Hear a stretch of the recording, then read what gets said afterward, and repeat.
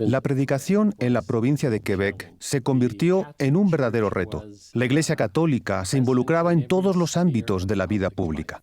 A principios de la década de 1940, la persecución se intensificó y las autoridades arrestaron a muchos testigos. Se valían de cualquier excusa para detenerlos. El pretexto favorito era acusarlos de vender en las calles sin permiso, de modo que encarcelaban a los testigos cada vez que los veían con publicaciones religiosas. La situación empeoró a tal grado en Quebec que se decidió elaborar una petición y distribuirla por todo Canadá. En ella se solicitaba al gobierno de Quebec poner fin a la persecución. Cabe destacar que unas 600,000 personas firmaron el documento. Los testigos distribuyeron un tratado con un mensaje muy contundente, el cual hablaba de aquel ardiente odio en Quebec. En efecto, denunciaba lo que estaba sucediendo, los actos de la policía, los arrestos ilegales y los ataques de turbas. En un lapso de 4 meses, se iniciaron 800 procesos judiciales. Aunque solo había 400 testigos de Jehová en Quebec, existían 1,600 casos. Y luego se presentaron cargos más graves contra los hermanos, pues se les empezó a acusar de sedición. Si los declaraban culpables, podrían pasar más de 10 años, hasta 12 o 15 en prisión. El hermano Aimé Boucher fue arrestado y acusado de sedición. El hermano era muy pobre y vivía en una zona rural de Quebec. De hecho, llegó al tribunal con su buey y su carreta. De camino al tribunal, se puso a predicar, así que lo arrestaron de nuevo. Se celebró la audiencia judicial y lo condenaron. Fue declarado culpable de sedición. Su caso se llevó ante el Tribunal de Apelación de Quebec, que para ese entonces era muy hostil. El hermano Boucher perdió la apelación, de modo que su caso pasó al Tribunal Supremo de Canadá. En aquel momento ya había varios hermanos y hermanas acusados de sedición, por lo que si el hermano Boucher perdía el caso, a otros testigos también les impondrían largas condenas de prisión. Cuando el caso del hermano Boucher se presentó ante el Tribunal Supremo, perdió por un solo voto.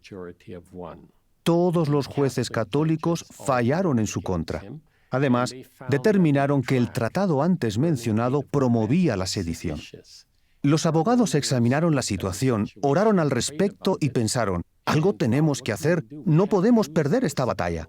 Entonces recordaron que en Canadá existía un recurso poco utilizado que permitía solicitar al Tribunal Supremo la revisión de un caso. Durante dicha audiencia, uno de los jueces católicos estuvo dispuesto a examinar más a fondo los cargos de sedición.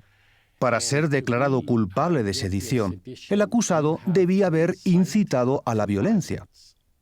Así que nuestro abogado les dijo, por favor, revisen el expediente.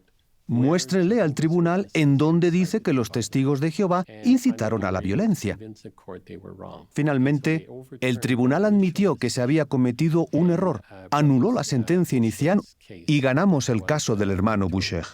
Esta decisión del Tribunal Supremo echó por tierra todas las acusaciones de sedición y puso fin a la feroz oposición, pues el gobierno esperaba usar este antecedente para demostrar que tenía la razón. Hubo otro caso muy relevante en Quebec. Un sacerdote llamó a la Policía Federal para que interrumpieran una reunión de los testigos de Jehová y expulsaran al orador de la provincia de Quebec. La policía obedeció al sacerdote. 3 agentes fueron a la reunión, sacaron al hermano y se lo llevaron a la provincia de Ontario. Por cierto, interrumpir una reunión religiosa era un delito, de modo que por primera vez el Tribunal Supremo determinó que los 3 policías debían indemnizar a los hermanos por el daño moral ocasionado al haber interrumpido la reunión. Aquella fue una decisión sin precedente. Cuando el Tribunal Supremo atendió el caso, falló por unanimidad en contra de la provincia de Quebec. Hoy, gran parte de la información disponible sobre libertad religiosa se basa en estos casos judiciales. Todos los abogados de Canadá, sean de Quebec o de las zonas de habla inglesa, examinan estos casos como parte de su plan de estudios, pues son el fundamento del concepto actual de la libertad religiosa. Asimismo, son casos que abarcan diferentes ámbitos: la intervención de la policía y el gobierno, así como los procedimientos penales, lo que constituye una base sólida para nuestra libertad religiosa hoy. Nuestro objetivo es predicar las buenas nuevas y dirigir la atención de las personas a la Biblia. Nuestros casos judiciales han ayudado a gobiernos, tribunales, jueces y funcionarios a adoptar un punto de vista correcto sobre la libertad religiosa.